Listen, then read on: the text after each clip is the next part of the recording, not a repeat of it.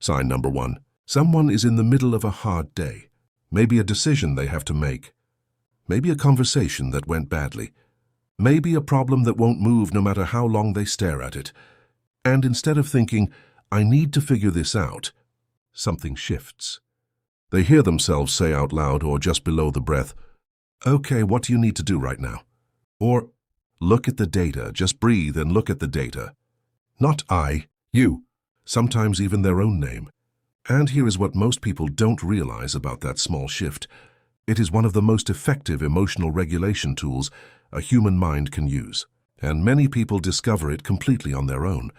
This has a name in psychology. It is called psychological distancing, or self-distancing. Ethan Kross and his colleagues at the University of Michigan have spent years studying this phenomenon. Their research, published in journals including the Journal of Personality and Social Psychology, found that people who refer to themselves in the third person or use their own name during stressful reflection show significantly lower emotional reactivity. They ruminate less, they reason better. They access what the researchers describe as a more adaptive, wise perspective on their own situation. The kind of perspective they would offer a friend, but almost never offer themselves when speaking as I. The reason this works is rooted in how the brain processes identity and emotion. When a person says, I am overwhelmed, they are fully inside the experience.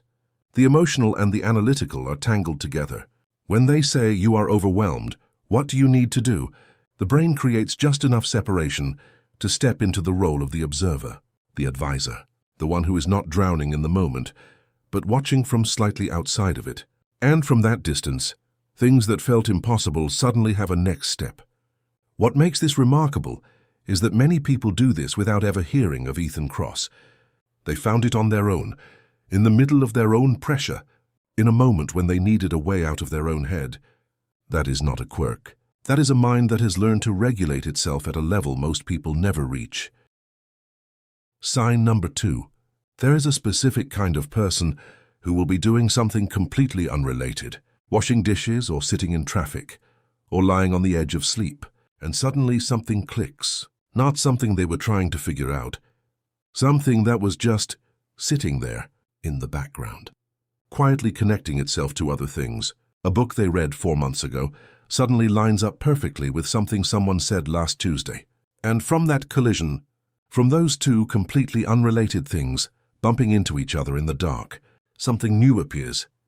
An answer, an idea, a solution to a problem they had almost given up on. This is not magic. This is what the psychologist Wallas described in his 1926 book The Art of Thought as the incubation stage of creativity. Wallas proposed a 4-stage model of creative thought: preparation, incubation, illumination, and verification. And he identified incubation as the phase where the mind, apparently at rest, continues working on a problem beneath conscious awareness. This model has held up remarkably well. Subsequent research in cognitive psychology has consistently found evidence that unconscious processing continues during periods of rest and distraction, and that this processing plays a genuine role in producing creative insights. Research has suggested this is a real phenomenon. A 2009 study by Ap Dijksterhuis and Toon Moore, published in the journal Thinking and Reasoning, found that items generated under unconscious thought conditions were rated as more original than those produced through deliberate, focused thought. The authors concluded that unconscious thought may be more associative and divergent than conscious thought, though it should be noted that this area of research remains actively debated, and some subsequent studies have challenged how reliably the effect reproduces across different conditions. What the research does consistently support, and what Wallas described nearly a century ago, is that the mind continues processing even when it appears to be resting. And sometimes the most useful thing a person can do is stop forcing the answer and let that process run. But here is what this means for the person who experiences these sudden connections. The richness of those moments is proportional to the richness of what went in. The more that person has read, listened, questioned, wondered, the more material the unconscious has to work with. The more collisions become possible. So the person who reads widely and seemingly at random, who goes down strange rabbit holes just because something caught their attention, who stores fragments of ideas and conversations and half-understood theories, is not wasting their time, They are feeding a process they cannot directly see, but that will eventually deliver something worth keeping. Sign number 3. This one is harder to describe without it sounding a little unhinged. But stay with it. There is a person who, when they are working through a serious idea, does not just think about it. They argue about it, with themselves, but not in the vague, quiet way of normal internal monologue. They split. One part of the mind takes a position, the harsh one, the skeptical one, the voice that says this is a bad idea, here is exactly why, and another part defends, and they go back and forth, sometimes out loud, sometimes with different postures, sometimes physically moving to different spots in the room to mark the shift between voices. To anyone watching, this looks like a concern, but what is actually happening is one of the most rigorous forms of self-examination a mind can perform. This maps almost exactly onto what philosophers call the dialectical method, the practice of testing ideas through structured opposition, most famously associated with Socrates and later formalized by Hegel. The core principle is that truth is not found by simply believing something hard enough.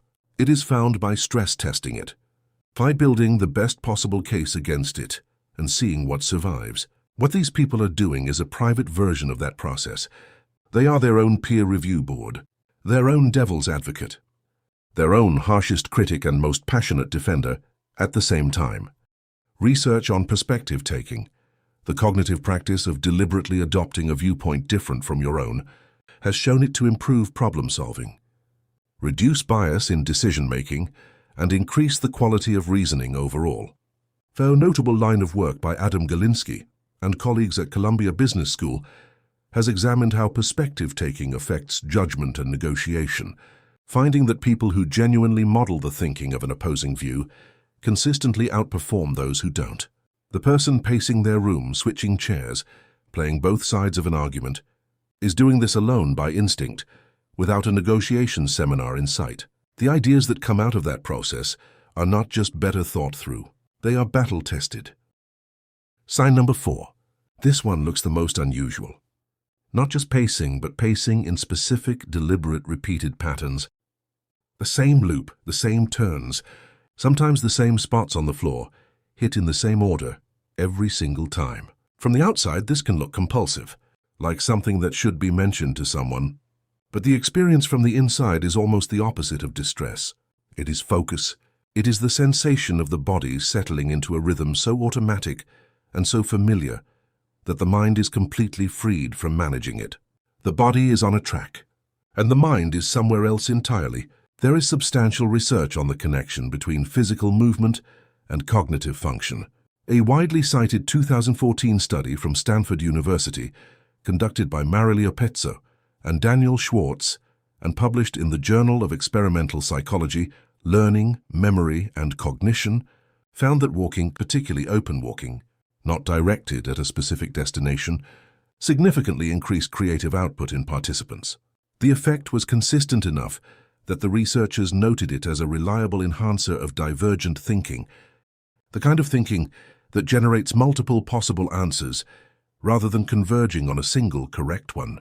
But the geometric pacing goes a step further than ordinary walking. By making the physical pattern rigid and repetitive, the person removes even the small cognitive overhead of deciding where to go next. The movement is fully automatic. This is closer in structure to what researchers call an externally imposed rhythm, a pattern the body follows without effort, which has been shown to reduce cognitive load and free up processing capacity for other tasks. Nikola Tesla, whose documented habits have been examined by historians and biographers, including W. Bernard Carlson in Tesla, inventor of the electrical age, was noted for intense physical rituals that he maintained while working through problems.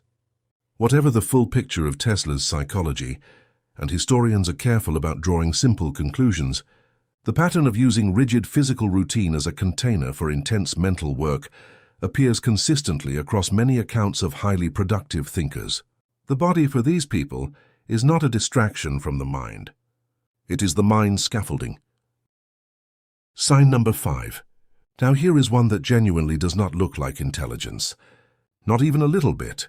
There is a person who, after a long and genuinely demanding day of hard thinking, sits down and spends the evening doing something completely, deliberately ridiculous. Maybe they build a detailed spreadsheet comparing the structural integrity and salt distribution of potato chips. Maybe they calculate, with real precision, accounting for furniture and wall thickness, how many liters of water it would take to fill their entire apartment building. Maybe they rank every film they have ever seen by an obscure personal metric system they invented themselves and update obsessively. No one asked for this. It serves no external purpose.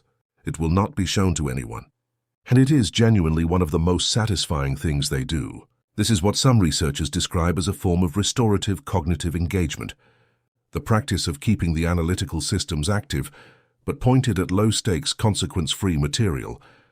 The concept relates to what the psychologist Stephen Kaplan called soft fascination in his attention restoration theory, published in the Journal of Environmental Psychology in 1995, which described how attention can recover not through complete rest, but through engagement with material that holds interest without demanding effort. The absurd analytics are a version of this taken to an extreme. The brain's categorization machinery, the thing that makes certain people very good at finding patterns, building systems, seeing structure where others see noise, does not turn off when the serious work is done. It keeps running. And rather than burning out by forcing it back onto something that matters, certain people have learned to let it idle on something harmless and strange. It looks like avoidance. It looks like someone not taking life seriously. But the person who can fully immerse themselves in ranking potato chips by crunch factor at 10 p.m. will come back to their real work the next morning with the machinery clean and ready.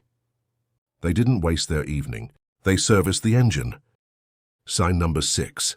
Last one, and possibly the one that is most quietly recognized by a specific kind of person. There is someone who, in the middle of a thought that is going somewhere important, simply cannot stay in their chair. Not because they are restless, but because the room is too open, too bright, too full of edges and objects and space pulling attention in a dozen directions at once. So they go smaller. They get on the floor, they crawl under a table. They sit in a closet with the door almost shut. They work with their back in the corner of a room. Knees up, vision narrowed. The world reduced to a small rectangle of darkness. And in that small, dark space, the thought goes further than it ever could in the open. This is not a psychological retreat from the world. It is a deliberate reduction of sensory input. The brain processes an enormous amount of information from its surrounding environment, visual data, spatial awareness, ambient sound, light levels, peripheral movement. All of that processing uses cognitive resources. When the environment is simplified, when the visual field narrows, when the body is contained, when there is simply less to process, those resources redirect inward. Research in sensory restriction has explored how reduced external stimulation affects internal cognitive states. Work by Peter Sudfeld and colleagues, published across several decades of research on restricted environmental stimulation, found that periods of reduced sensory input could enhance certain types of creative and reflective thinking. This is, of course, also the principle behind meditation retreats, float tanks, and the kind of deep focus that seems to only happen when everything external has finally gone quiet. The person finding their way to the closet to finish a thought is not strange. They have simply learned, faster and more intuitively than most, that the mind has limited bandwidth, and sometimes the most useful thing to do is stop spending it on the room. The thing about what intelligent looks like. Before the end, this needs to be said directly. None of these 6 behaviors look like what intelligence is supposed to look like. They don't look like confidence. They don't look like quick, polished answers. They don't look like productivity or output or performance. They look like someone talking to themselves, pacing in circles, hiding in a closet, making spreadsheets for no reason. And here is the honest problem with how intelligence is measured and recognized. It was largely designed around performance, around how well someone does in a structured room with a time limit, in front of other people, on material someone else decided was important. What it was not designed to capture is what happens in the dark, in the quiet, in the alone. The mind that does its most important work after everyone else has gone to sleep. The mind that needs to go small before it can go deep. The mind that finds the answer not in the moment of focused effort, but 3 days later, in the shower when it wasn't even looking. These behaviors do not show up on a test. They do not impress anyone in a meeting. They look from the outside like nothing in particular, but they are in many cases exactly how a certain kind of mind does the work that eventually becomes the thing everyone else notices and cannot quite explain. So here is the question worth asking, not as a quiz, not as a flattery exercise, just honestly. How many of those 6 things feel familiar? 1 of them? 3? All 6? And a vague relief that someone finally described it out loud. Because for many people watching this, some version of these behaviors has been running quietly in the background for years, and the loudest feeling around them has not been pride. It has been a low, persistent suspicion that something about how they think is a little too much, a little too strange, a little difficult to explain to anyone else. What the research suggests, not as comfort but as a documented, studied observation, is that these behaviors are not liabilities.